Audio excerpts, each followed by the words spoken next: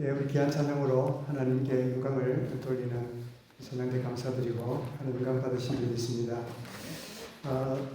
지난 주간에 제가 좀 따뜻한 한 주간을 보내고 오늘 주일을 맞이했는데, 월요일에는 목사장로 기도회가 광주에 있어서 우리 노회원들과 함께 갔다가 돌아오고, 또 목요일 금요일에는 우리 세계 선교사 대회가 있어서 서울에 올라가서 다들 만나보고 내려오고 이런 가운데, 또 지난 화요일에는 그 무릎 수술을 하고 실밥 뽑는다고 우리 딸이 이제 병원에 가서 그렇게 실밥을 뽑고 나오다가 마침 그날이 또 생일이 돼가지고 점심을 먹는다고 식당에 들어가는데, 식당에 보니까 선구과일이 붙어 있어요.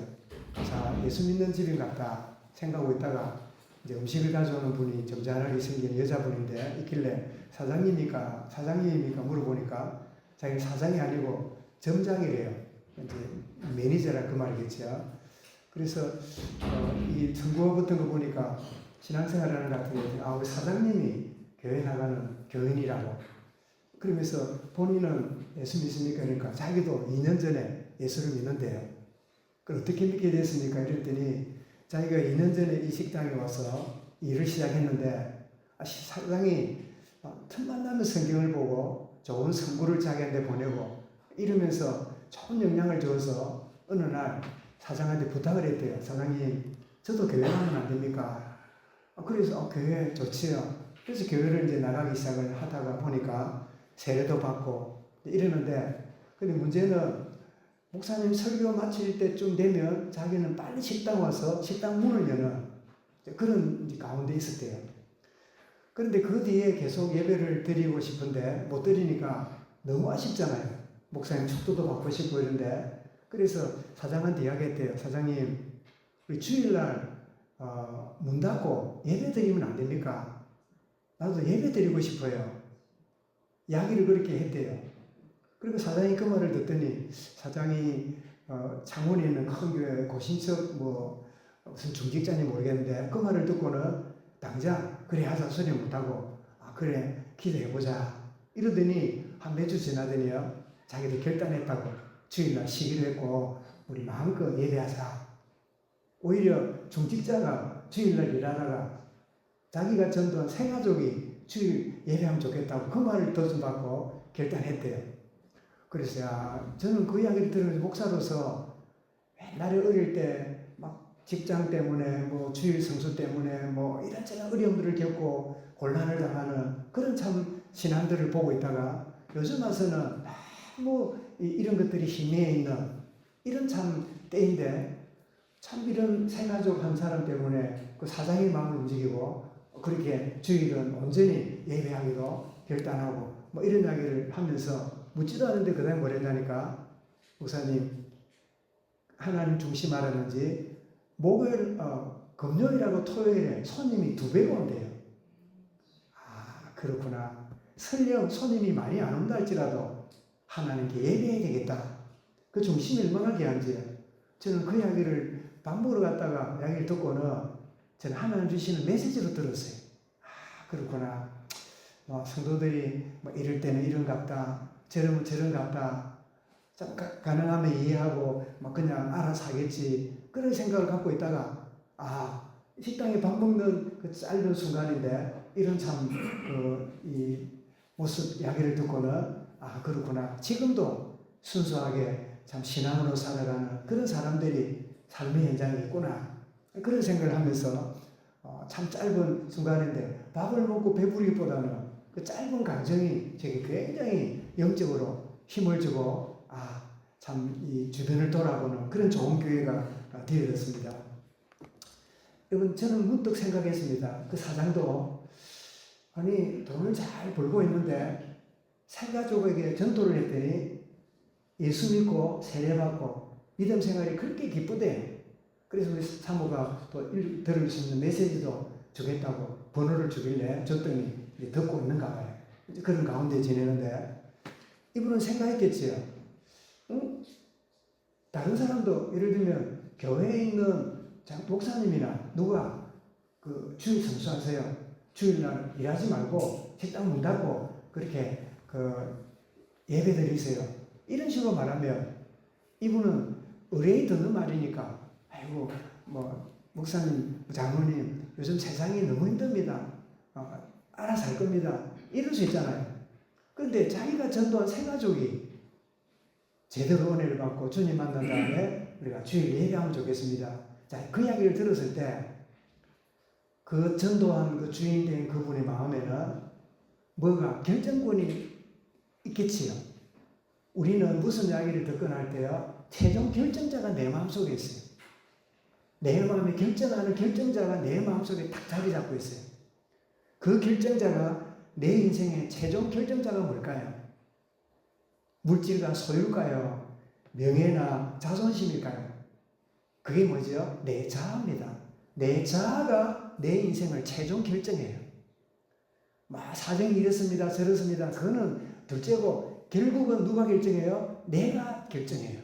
내 자아가 내 인생의 최종 결정자가 되는 거죠. 그런데 내 생의 최종 결정자가 사도행전 1.8절이 된다면 뭐라고요? 오직 그 고민하고 어떻게 할까 이럴 때 뭐가 임하면요? 성령이 임하면 성령이 임할 때 그래 내가 이래야 되겠다. 내가 이렇게 하기로 안 하기로 해야 되겠다. 이렇게 성령에 의해서 내 인생이 최종 결정할 수 있다면 그 얼마나 놀라운 생애예요.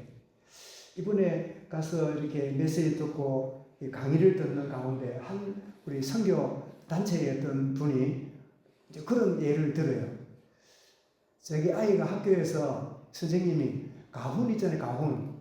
집집마다 가훈을 가져오라고. 그거 가지고 가훈이 멋있으면 시상하겠다고.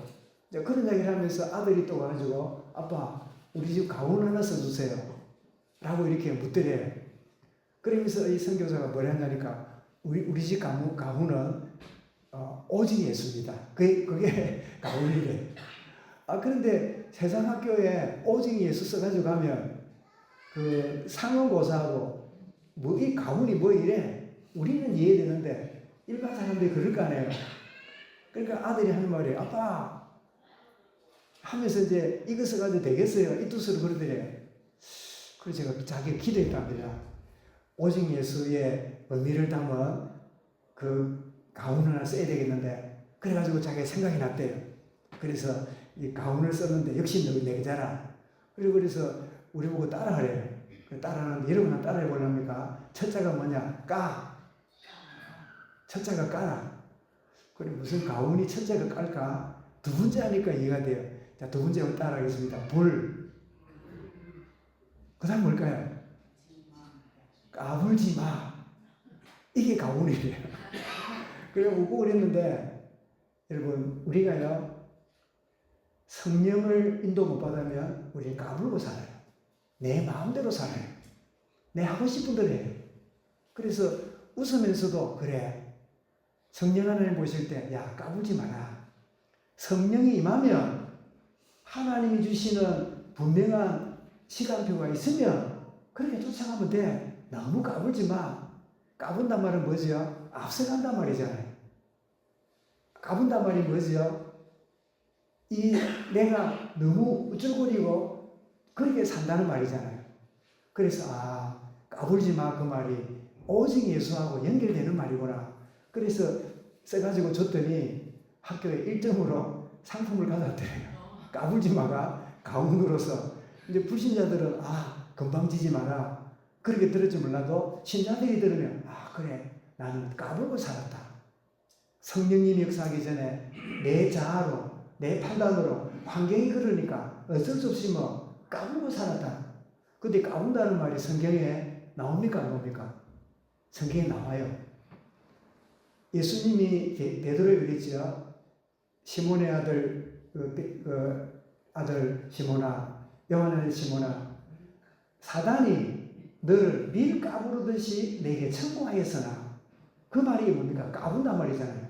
우리는 까분다는 말이 그 체위의 죽정이하고 껍질하고 하는 건데 우리는 주로 그 말도 일반적으로 뭐예요? 건방지고 앞서는 뭐죠? 까불지 마. 너 너무 덤벙거리지 마. 이럴 때도 까불지 마라 쓰잖아요. 그래서 거의 웃으면서도 그래 내가 까불면 사는 게 아닌가. 오직 성령이 임할 때까지 더딘 것처럼 보이고 늦은 것처럼 보이고 뭔가 안 되는 것처럼 보이도 하나님의 성령이 역사하시면 그때 움직여도 늦지 않다. 그러면서 초대교회와 오늘 한국교회의 차이가 뭐냐? 초대교회는 95%가 성령이 없으면 하지 않는 교회였다면 오늘날 교회는 95%는 성령이 없어도 착착착착 돼가는 조직적인 교회가 됐다는 거예요. 겉으로는 굉장히 대단해 보이는데 초대교회는 성령이 역사하실 때 움직였는데 오늘 교회는 성령이 움직이지 않아도 우리가 목표를 잡고 계획한 대로 우리가 한 대로 살아가는 그러니까 성령이 없는 그런 교회가 되었다. 참 그런 이야기를 참 들으면서 저는 많은 도전을 받고 내려왔는데요. 이런 우리의 최종 결정하는 것은 내 자아가 아니라 뭐라고요? 오직 성령이 임할 때다. 성령 하나님이 내게 일깨워 주실 때다. 성령이 하실 때까지 조용히 기다리는 이것이 정말 나의 최종 결정이 되는 이러면 이런 사도행전 28, 마태복음 28장 19절이 실제로 누려집니다. 뭐라고 했습니까? 19절이 너희는 가서 모든 족속으로 제자를 삼아. 이런 우리의 삶은요 내게만 구원의 은혜를 또 다른 사람에게 전달하라고 직장도 있고 사업도 있고 모든 것들이 있는 거예요. 성령이 임해야 내게 이 직장을 이 만남을 이렇게 하나님이 허락하셨구나. 이 깨달아질 거 아니에요. 그때 우리는 20절을 누리게 됩니다. 20절 뭐라고요? 세상 끝날까지 내가 너희와 항상 함께 있으리라. 여러분 내 인생을 최종 끌어가는 그것이 자아가 되어 있으면요 주님이 함께하는 게 안 누려져요. 그런데 성령이 임함으로 정말 참된 제자와 함께 살아가는 가운데 있으면 주님이 늘 나와 함께 하심을 체험해가는 그래서 내 인생을 최종 결정하게 만드는 그 주님은 누굴까? 내 자아가 하나님의 성령의 역사하십니까?를 점검해보는 이런 오늘 본문은 비록 이방 사람이었고 동방의 사람인데 바벨론 내지는 페르시아의 점성, 별을 연구하는 점성가들이 아닌가 이렇게 우리가 짐작하는데요. 이 점성가들이 오랫동안 이들이 전설 같은 이야기를 들었어요. 전설 같은 이야기가 뭐냐? 한 별이 나타나면 왕이 태어나는 곳으로 우리를 인도할 거다. 그래서 우리가 그 별을 따라 인도받으면 그 왕이 메시아가 탄생하는 그곳을 우리가 보게 될 거다. 이거를 알고는 늘 별을 연구하다가 한 별이 지금은 뭐 유성처럼 별이 이렇게 움직이는 걸 보고 이 박사들이 예물을 준 데가 따라갑니다. 그러면 이 메시아가 탄생할 거라는 이 소문을, 이 전설 같은 이야기를 그들이 언제 들었을까요? 이스라엘 백성들이 바벨론에 몇 년 동안 포로되어 있었죠? 70년 포로되어 있었잖아요.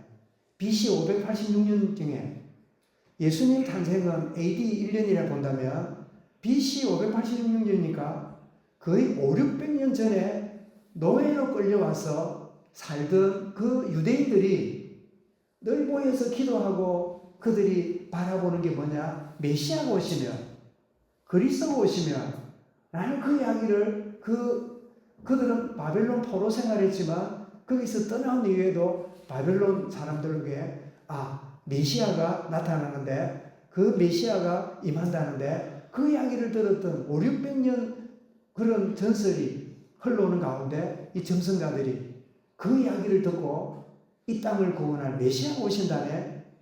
그래서 그 이야기를 듣고 있다가 한 별이 움직이는 걸 보고 저 별이 우리를 왕이 탄생하는 메시아가 탄생한 곳으로 인도할 것이라 하고 왔는데 놀랍게도 약 500~600년 전에 자기 나라에 70년 동안 바벨론 포로로 잡혀있던 유대 땅으로 인도받는 거예요. 얼마나 놀랄 일입니까? 세상 역사를 보면 완전히 노예로 있던 민족이었는데 그 별이 인도하는 지역에 대하여 유대 땅으로 인도하는 거예요. 그래서 유대 땅 그 당시에 왕이었던 헤롯 왕에게 이야기를 하면서 별을 찾아러 왔는데 그 왕이 탄생한 지역이 어딥니까? 지명이 어딥니까? 이렇게 묻고 있는 게 오늘 본문의 내용입니다. 동방의 박사들이 별을 따라보고 왔다 그랬죠. 여러분, 이 이방 사람들이 이렇게 메시아를 찾으러 온 것은 예수 그리스도는 모든 세계 열방을 구원하려고 이 땅에 오셨음을 이렇게 마태가 이렇게 보여주고 있는 거예요. 종교인들이 주님 오셨다고 환영하는 게 아니라 전혀 그들이 가로막기라 생각했던 그런 자들이 멀리서 그렇게 찾아오는 이 모습을 통해서 보여주지요. 그래서 이사야 42장 2절에 보면 그가 나에게 영을 주셨고 그가 이방에게 바른 인생의 길을 알리게 될 것이다 라고 예언되어 있는데 이렇게 이방인이 주님 오심을 찾아온 겁니다. 마태 4장 16절에도 그렇게 기록하고 있죠. 흑암에 앉은 백성이 큰 빛을 보았고 사망의 땅과 그늘에 앉은 자들에게 빛이 비치었도다. 이렇게 빛을 오시는, 그런데 주님이 어떻게 해요? 그 별을 따라서 이렇게 태어난 것을 보여주잖아요. 빛으로 오실 것이다. 그래서 왕에게 경배하러 왔노라 하고 이야기를 하는데, 여러분, 예수님 탄생 때 제일 먼저 경배한 사람이요, 유대인이 아닙니다. 바리새인이 아닙니다. 누굽니까? 이방 사람, 바로 동방 박사들이 최초로 주님의 태어나 탄생하심을 경배하고 있는 이런 모습을 보게 되죠. 그런데 이 지역이 어디냐? 베들레헴이에요. 베들레헴이란 말은 떡집이란 말이에요. 떡을 굽는 곳, 떡을 만드는 곳. 그리고 베들레헴인데, 이 베들이란 말은 집이란 말이고, 레헴이란 말은 빵이거든요. 빵이 있는 곳, 빵집이란 뜻인데, 예수님은 생명의 떡으로 오셨음을 베들레헴에 탄생하신 주님의 이 모습을 베들레헴과 연관해서 우리가 알게 됩니다.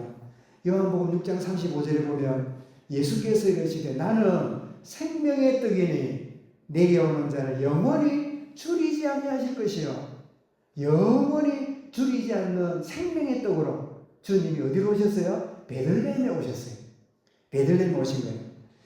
자, 이 헤롯 왕이 동방의 박사들이 와가지고 왕이 태어난 데가 어딥니까? 이야기를 하니까 헤롯 왕과 예루살렘이 온 소동하고 난리가 났습니다.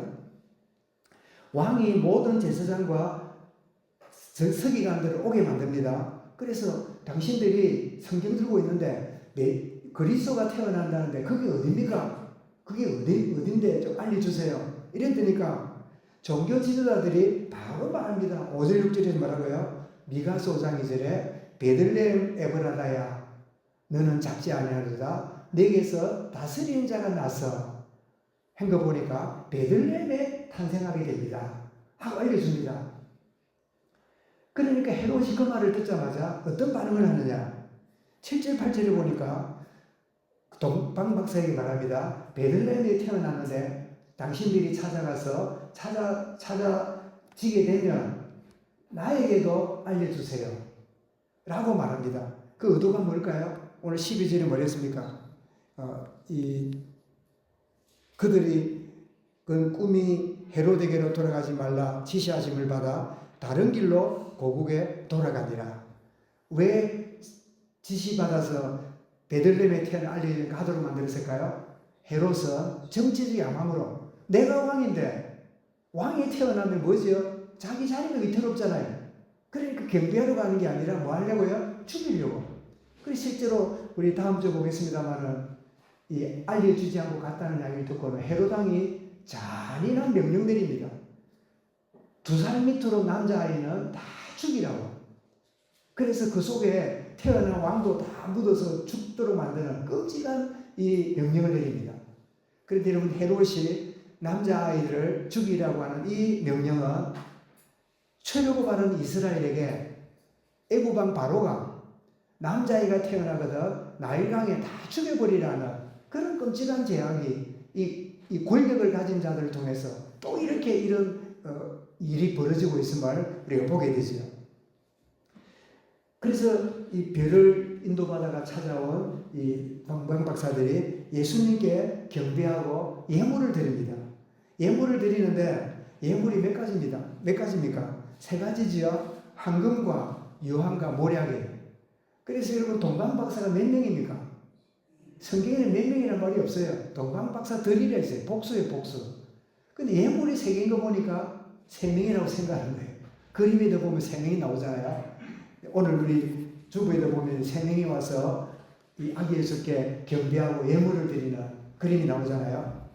뭐 3명인지 아닌지 정확하지는 않지만, 그런데 가져온 황금과 여왕과 모략이 각각 그리스도와 연관된 것을 보여줍니다. 황금은 뭘까요? 만왕의 왕으로 오셨음을 알려주는 예물이고, 유향이 뭘까요? 유향은 향기로운 향을 냅니다. 예배를 받으시는 그런 분이심을 알려주고, 모략이 뭘까요? 모략은 죽은 시신에 바르는 방부제입니다. 그래서 주님은 우리 죄를 위하여 죽기 위해 오시는 바로 우리의 희생 제물이 되시는 것을 우리에게 보여주지요. 그래서 황금과 유황과 모략을 가져와서 경배하는 이런 모습을 보게 되는데, 그래서 이 예물을 드리고는 동방박사들은 돌아가고, 그 예물을 그 요셉과 마리아가 받아서 가지고 있을 거 아니에요. 하나님은 그 예물을 놀랍도록 무엇을 위해서 준비한 예물이었어요? 어디에 썼을까요? 헤롯이 다 죽이라는 명령이 있으니까 주의 천사가 지시해서 저 밑에 있는 애국으로 피신하도록. 그러면 애국으로 왔다 갔다 하는 여행비가 들었겠지요. 하나님이 이걸 준비해서 그 모든 것들을 미리 준비해 놓고 그렇게 예물로 드린 것으로 그렇게 이해합니다. 왜냐하니까 황금 유황 모략을 어디에 어떻게 했는가 뒤에는 아무 말이 없어요. 여러분, 하나님이 저와 여러분들에게 주신 모든 시간, 건강 물질을요, 그 무엇을 위한 주의 나라 그 일을 위하여 사용하라고 우리에게 주신 거예요. 아멘. 이렇게 사용되어지를 보게 되는데, 마태의 20장 28절에 뭐랬습니까? 인자가 온 것은 섬김을 받으려 함이 아니라 많은 사람의 생명을 대속물로 주려 함이라. 우리 마가복음 여러분 10장 45절만 기억하지만 마태 10장 28절에도 똑같은 말씀이 기록되어 있습니다. 모략으로 경배를 받는 것은 주님이 희생제물이 되심을 보여주지요. 그런데 예수님 오신 예수님을 대하는 무리들을 우리 마태복음에서 보게 되는데 정리를 했는데요. 자, 예루살렘이 왕이 태어났다는 소리 듣고 어떻게 했다고요? 소동했다 그랬죠. 소동했다는 말은 당황했다, 술렁거렸다 이 뜻입니다. 주로 기뻐하는 반응이 아니라 싫어하고 부담스러워하는 반응을 보고 소동이라고 해요. 여러분, 사도행전 19장 23절에도 이 바울이 복음을 전했더니 복음을 듣는 사람들이 듣고 기뻐하는 사람도 있지만 그렇지 않는 다수의 사람들이 소동하면서 선동 일으키고 막 바울을 쫓아내는, 이럴 때 소동했던 거예요. 오늘 세상 사람들은 자기 방식대로 사는 걸 좋아하지요. 참된 복음과 하나님께 회개하고 돌아오는 구원의 축복을 대하면 소동하고, 집안에 가면 집안 난리가 나고 이렇게 반응하지요. 헤롯이 어떻게 입장을 대합니까? 정치적 라이벌로 생각합니다. 내가 왕인데, 내가 죽으면 아들이 왕이 돼야 되는데 왕이 태어났다니까 큰일 난 거예요. 그래 라이벌로 생각하고 소동하고 있는 겁니다. 여러분, 시편 2편에 보면 이미 말씀이 나와요. 시편 2편 1절부터 3절 기억나죠? 어찌하여 이방 나라가 분노하며 민족들이 허사를 경영하는고, 세상의 군왕들이 나서며 관원들이 서로 꾀하여 여호와의 기름 부음 받은 자를 대적하며 우리가 그들의 맹 것을 끊고 그의 결박을 끊어버리자 하도다. 모든 세상 권력은 자기의 이 기득권을 유지하기 위해서요, 모든 것들을 거부하고 모든 것들을 이렇게 내치는 일을 합니다. 그래서 여러분, 하나님 없다는 사람들이 권력을 잡으면 공산주의자잖아요. 공산주의자들이 제일로 라이벌로 생각하는 단체가 어딜까요? 그게 바로 교회입니다. 제일 먼저 교회를 없애요. 여러분, 안타깝습니다만은 저는 전부 다가 아니라 생각해요. 진보적인 생각 가진 사람은 북한에 대해서 굉장히 조심성이 없어요. 굉장히 무슨 여차하면 통일일 것처럼 너무 북한에 모르는데, 저는 북한이라기보다는 공산주의 사상을 너무 몰라요. 공산주의 사상이 뭐지요? 유물 사상이에요. 하나님 없고 인간이 전부 다고 물질이 전부 다예요. 하나님을 정면으로 대적하는 게 공산사상이잖아요. 이 공산사상을 가졌는데 공산사상을 가진 사람이 제일로 핍박하고 제일로 박해하는 북한 같은 경우에 여러분 어느 모임이나 그 사람들을 제일로 이 교도소로 보내고 형고소를 구르고 있을까요? 이 아는 대로 기독교인들입니다. 이번에 그 북한 선교하는 어떤 단체에 간사가 와서 강의를 하는 가운데 북한에서 중국에 있을 때 북한에서 넘어온 연세가 많은 한 분을 만났는데 그분이 보니까 참 이 핍박 가운데 그 1950년 그 45년부터 있었지만 이제 6.25 터진 이후부터 북한에 전적으로 기독교가 박해가 어마어마하게 되면서 기독교인들을 이름으로 순교한 사람이요 27,000명이래요. 근데 지금도 놀랍게도 그 지하에 있는 성도들이요 20만 내지 30만이 지금도 토굴에서 찬송하지 못하고 크게 기도하지 못하고 그렇게 하고 있는 그런 신앙생활을 지금도 유지하고 있다는 거예요. 그런데 북한 정권에서는 제일로 미운 게 뭐냐? K 문화, 한국 가수 노래 부르는 거. 그리고 더 큰 제약이 뭐냐? 성경을 갖고 있거나 성경을 가지고 있거나 그 성경을 가르치는 사람. 제일 큰 제약의 그 무리로 생각하고 지금도 끊임없이 성경을 불태우고 박해하는. 그래서 얼마 전에 여러분 오래전에 그 어느 학교 선생님이 학교에서 아이들을 가만 이제 전도를 해가지고 주일이 되면 선생님 집으로 놀러 오라고 조용히 와가지고 이제는 담요를 갖고 창문을 막고 한 사람은 밖에 누가 오는가를 보게 만들고 그래서 예배를 하는데 어떻게 이게 소식이 알려졌는지요?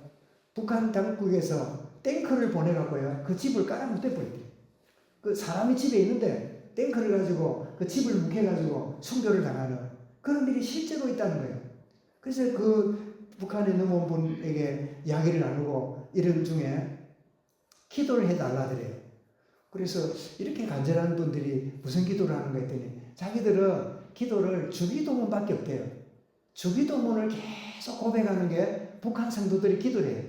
성경이 있습니까? 찬송가가 있습니까? 아무것도 없으니까 오직 한 가지 주기도문 한 가지가 기도래요. 이 주기도문이야말로 최고의 기도 아닙니까? 그죠? 주님이 가르쳐준 기도잖아요. 어떻게 주기도문을 가지고 기도하는가 했더니 우리나라에 공식적으로 온 선교사는 1885년에 언도도 아펜셀라입니다. 그런데 20년 전에 1860년대에 대동강에 성경을 싣고 와서 순교를 당한 영국 선교사가 있어요. 누굽니까? 토마스 선지자죠. 근데 그러기 전에 1700년대 더 전에 황해도에 와서 성경을 갖다 준 쿠첼라프라는 우리 교과서에는 쿠첼라프라 하지만 우리 선교기에는 쿠첼라프가 선교사예요. 그분이 북한에 와서 주기도문을 가르치고 갔다는 거예요. 그래서 그 배운 주기도문을요 지금도 그들이 계속적으로 손에 적거나 마음에 애우고 기도하고 있다는 거예요. 주기도문으로 기도하는. 그래서 그 북한 이 성도들과 헤어질 때는 꼭 하는 찬송이 있대요. 그 찬송이 뭐냐니까 찬송이 이거예요. 우리 다시 만나볼 동안 언제 만날지 모른대요. 다시 얼굴을 보지 못하고 천국에서 뵐지 모른대요. 그래서 헤어질 때면 우리 다시 만나볼 동안 참 주께서 함께 하시도록 뭐 그런 찬송을 하고 헤어진다고 그러는데 정말 이 헤롯이 자기의 기득권을 위해서 그리스도와 메시아를 배격하는 죽이려고 하는 이런 모습을 보여주고 종교 지도자들은 어떨까요? 이런 종교 지도자들은 성경을 물으니까 대답을 빨리 해요. 예, 베들레헴 에브라다입니다. 미가서 5장 2절에 있습니다. 그렇게 말했지만 경배하러 가지 않아요. 이게 여러분 오늘 교리적 신앙이다. 이게 논리적 신앙이에요. 결코 여러분 이 논리는 논쟁을 하고 있고 알기는 알고 있지만요 순종하지 않아요. 많은 것들을 알고 있지만 그것이 내 실생활하고 분리되어 있는. 그래서 예수님 그랬잖아요. 너희는 많은 사람에게 짐을 지우고 너희는 뭐도 까딱 안 하고 손가락 끝 까딱하지 하지 않고 그러는구나 하고 바리새인을 이렇게 판단하실 때 그런 말씀이 나오잖아요. 그래서 경배하러 가지 않는데 여러분 그 에레미야가 아니고 에스겔서입니다. 에스겔서 33장 31절에 보면 그들은 내 앞에서 말을 들으나 그대로 행하지 아니하고 그들이 입으로는 사랑을 나타내어도 마음으로는 이익을 따름이니라. 이게 종교 지도자들의 모습이에요. 그러면 당시에 백성들은 이 복음을 듣고 예수님이라는 태도를 어떻게 가질까요? 서기관과 바리새인들은 마태 12장 38절에서 그들은 주님께 표적을 보여달라고 계속 쪼르는 그런 모습을 보이는가 하면 백성들은 요한복음 6장 26절에 보니까요. 예수님이 주신 말씀인데 오병이어를 가지고 5,000명을 먹이는 일이 벌어졌잖아요. 그랬더니 사람들이 예수님을 우리 왕으로 삼으면 농사도 안 짓고 우리는 일할 거 없고 그냥 모아놓고 기도만 하면 빵이 생기고 고기가 생기니까 먹고 살만 하겠네. 그런 생각을 갖고 있으니까 주님이 그 모습을 보고 하신 말씀이 요한복음 6장 26절에 뭐라고 말씀하시느냐. 예수께서 이르시되 내가 진실로 진실로 내게 이르노니 너희가 나를 따르는 것은 이 표적 기적을 본 까닭이요 떡을 먹고 배부른 까닭이로다.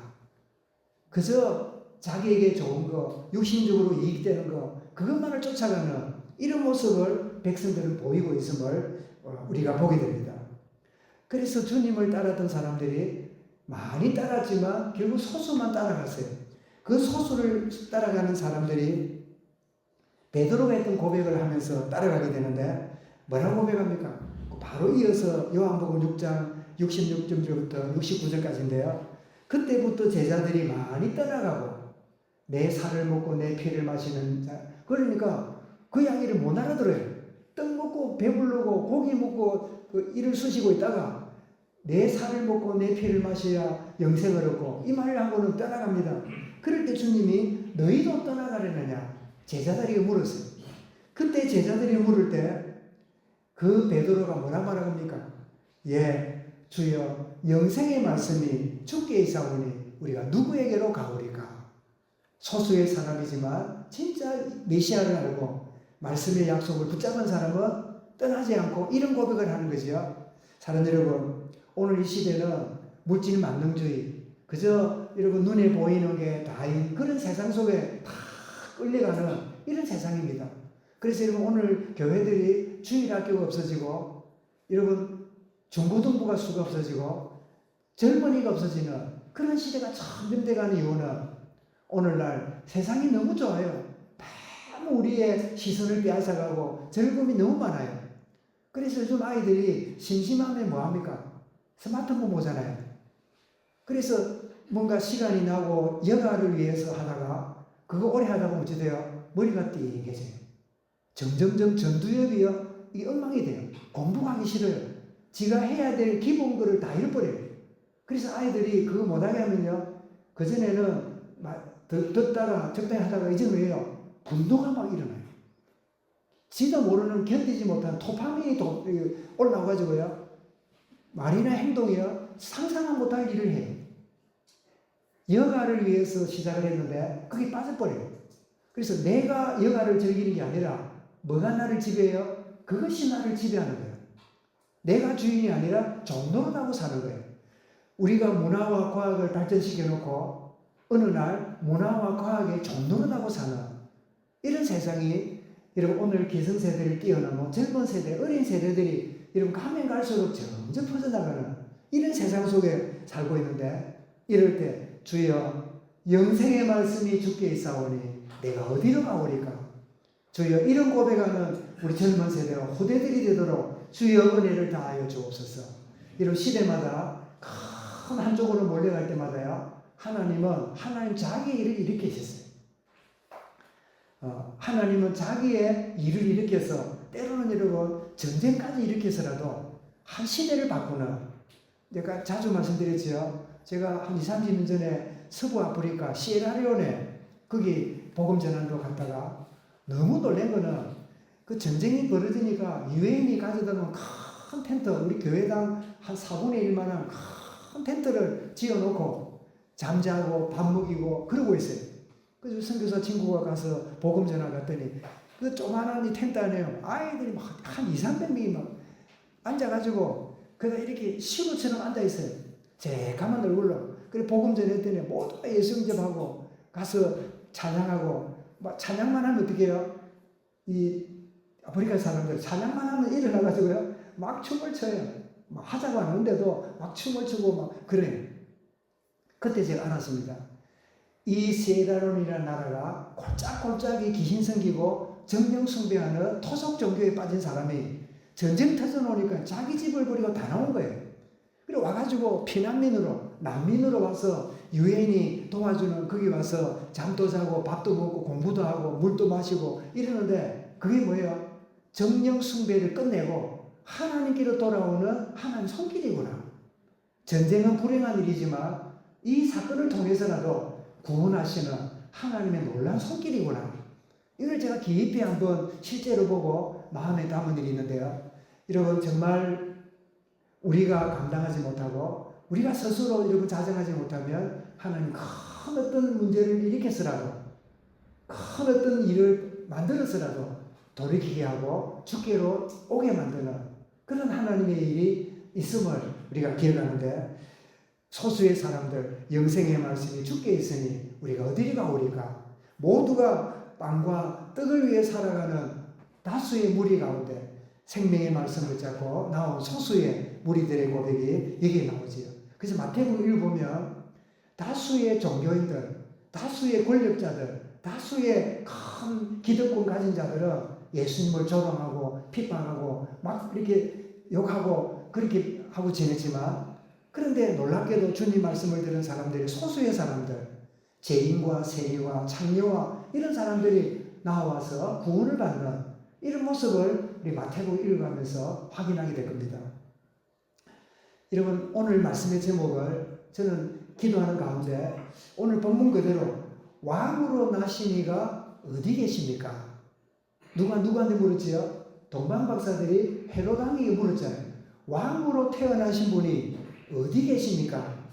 어디 계십니까? 묻는 질문인데 저는 이 질문을 오늘 우리를 향한 질문이라 생각해요. 사랑하는 여러분, 나의 왕이 지금 어디 계십니까? 나의 진정한 최종 결정자가 어디에 계십니까? 지금 하늘나라에 계시다는 신앙을 우리 가지고 있습니다. 시편 103편 109절에 보면 여호와께서 그의 보좌를 하늘에 세우시고 그의 왕권으로 만유를 다스린도다. 온 세상 다스리지. 하나님은 하늘에 계신다. 하나님은 모든 세상을 통치하신다. 그것도 신앙은 신앙이에요. 그런데 나와 관련 없어요. 하나님이 세상을 다스리신다. 이런 거는 불신자도요. 명천하늘의 하나님 급하면 하나님 불러요. 그런 의미로 하나님을 믿는 신앙이라면 하나님이 나와 함께함이 멀리 있는 거죠. 그런가 하면 두 번째로 나를 통치하시는 그 주님이 내 속의 주인으로 계시고 나의 삶을 주관하신다 라고 하는 신앙이 바로 우리가 가져야 될 신앙입니다. 이런 높이 계시는 하나님을 알 뿐 아니라요, 내 속에 오셔서 내 삶을 주관하신다. 이 신앙. 그래서 마태복음 28장 20절 뭐라고요? 내가 세상 끝날까지 너와 항상 함께 있으리라. 이런 주님이 지금 저와 여러분과 함께 계심을 여러분 날마다 확인하고 고백하시기 바랍니다. 주님은 나와 함께 계신다. 그런가 하면 시편 84편 3절에 보면 나의 왕 나의 하나님 만군의 여호와여 주의 제단에서 참새도 제 집을 얻고 제비도 새끼둘 보금자리를 얻었나이다. 실제로 내 삶 속에 오시는 그 주님이 내 안에 주인이시다. 이 진정한 고백. 여러분 이 정도가 아닙니다. 지극히 작은 자, 지극히 작은 일 가운데 함께 하심을 누리는 신앙이 주님이 어디 계시느냐는 질문의 제일 중요한 질문입니다.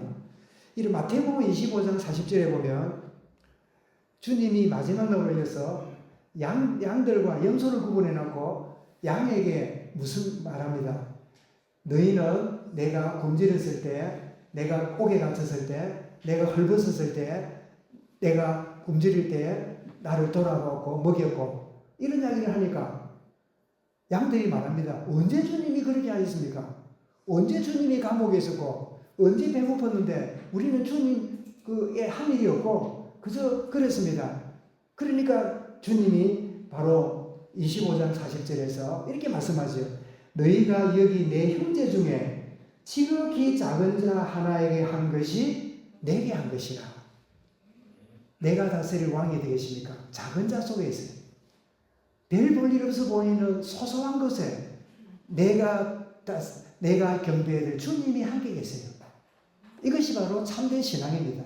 높이 계신 하나님을 예배하고 경배할 뿐 아니라 내 삶을 다스리는 걸 알 뿐 아니라 내가 무시하고 내가 등한시하고 내가 시시하게 생각하는 그 자그마한 일, 그 작아 보이는 그 일을 보고 주님이라고 그에게 한 것이 곧 내게 한 것이라.